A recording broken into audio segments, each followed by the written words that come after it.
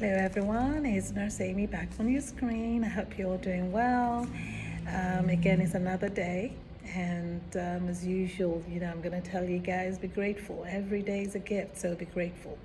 Today, something I wanted to talk about is side rails.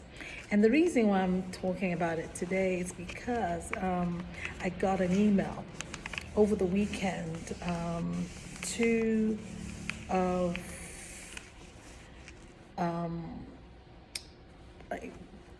my subscribers, my friends, because you're my colleagues, actually wrote to me. They had something happened. It's so weird that it happened to two people over the weekend. And I was like, I have to come talk about this because this is something I do talk about. Now, if you read any of my books or you watch any of my videos, one thing I do harp on is side rails. There's a reason why there are side rails, okay? It not only protects you, but it also protects your client. And when I teach skills, it's one of the things that I do is raising the opposite side rail. Now, why do I do that? The reason why I do that, for some of you who already know this, so I'm just reminding you because I always bring this up. And for those of you who don't know, this is why I do this. When you stand on the side of the, whatever side you're on, you are the side rail. So say, for instance, you're doing care on a patient in bed and you're on the left side. Well, you're the side rail on that left side. But on the right side, there's nobody, there's nothing there. So you have to have the side rail up because just to help your back, save your legs, save your waist, use proper body mechanics. You want to move the patient in such a way that they're always safe and you're not harming yourself. Does that make sense? So I always teach this. So this is what happened to the first one who wrote to me was she, again, as usual, because we're working short staff.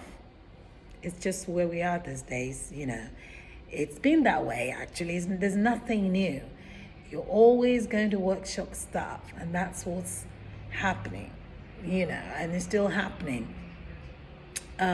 So this colleague of mine was working on someone, didn't have the side rail up, and working, again, this was her thinking. This person is total, they cannot move.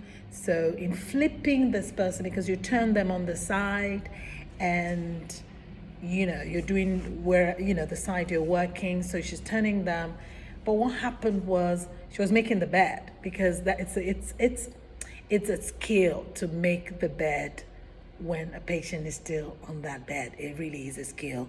But it's actually easy, so if you want to watch some of my videos, go ahead and watch it. But it's actually easy. And a lot of people think, oh my God. But there are ways to do it where you're not breaking your back and you're still protecting your client. A big thing is you go to have the opposite side rail up. So she went, pulled this patient, pushed them, did the whole thing, had her bed linen. And then, again, she assumed, don't ever assume, this patient cannot move. So what the problem is, when she was done with this side, she moved away, leaving, she had the opposite side rail up, but actually when she moved to the other side to continue with her duty, the side she was on, she left it without a side rail.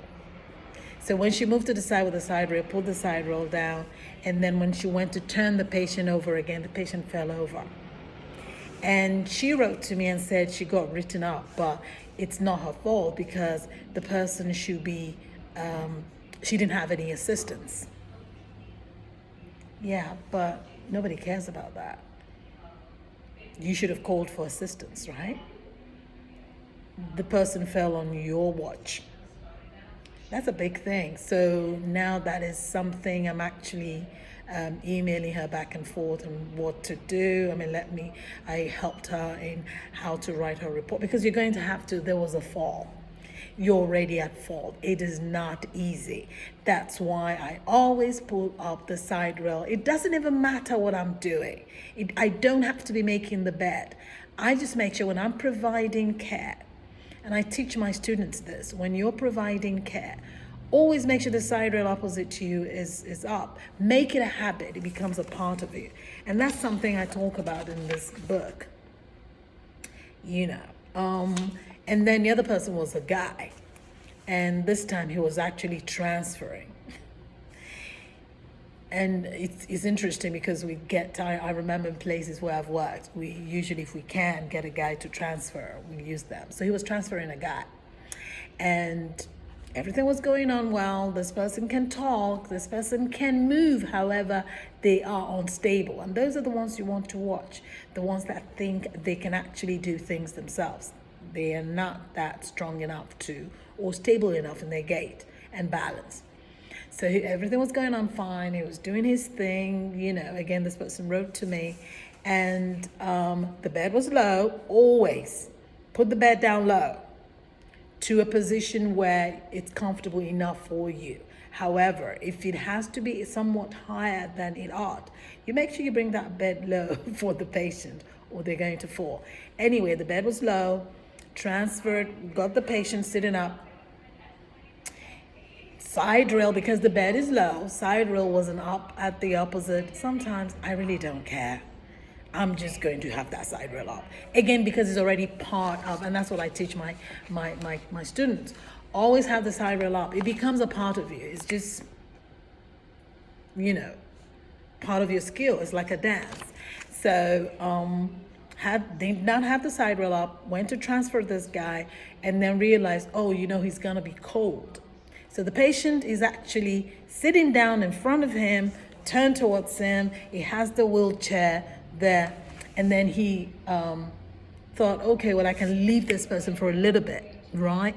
Went to the very nest just by the bedside, but trying to get a blanket, And the next thing, he had a sound, boom, the patient was on the floor. Guess what? The patient wasn't on the floor where he was facing. The patient was on the floor on the other side, because the patient probably got confused, because you never know what medication they're on. You don't know what their mental status is. A lot of things can be going on. Okay? The patient swung their legs over the other side and tried to get up from the other side, but because there was no side rail, boom, on the floor. Another fall has happened. And this young man wrote to me and said, this is crazy. First of all, the person should, again, is that same excuse of, I should not have been, I didn't have any assistance, I'm, working, having too many clients on my plate. That's after the fact. Nobody cares about that.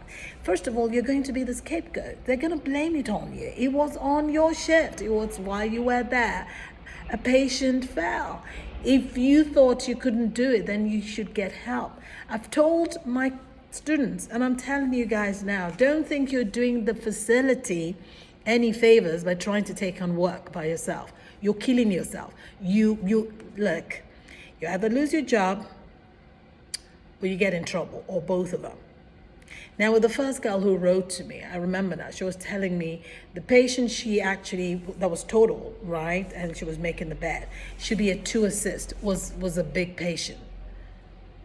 If the patient is a 2 assist or 3 assist or a 10 assist, you better make sure that patient never falls on your watch, because for one, you should not be doing that patient by yourself.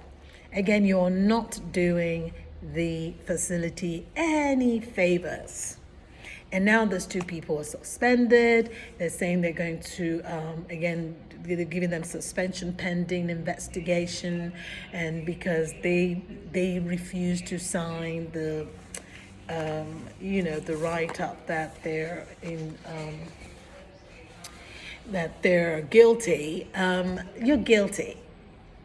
I'm just going to keep it real. That's why you've got to be careful. And these are some of the things they're going to watch when you're going to do your skill exam. They watch safety is very important. I tell my students that safety is number 1. Safety of your patient even comes before infection.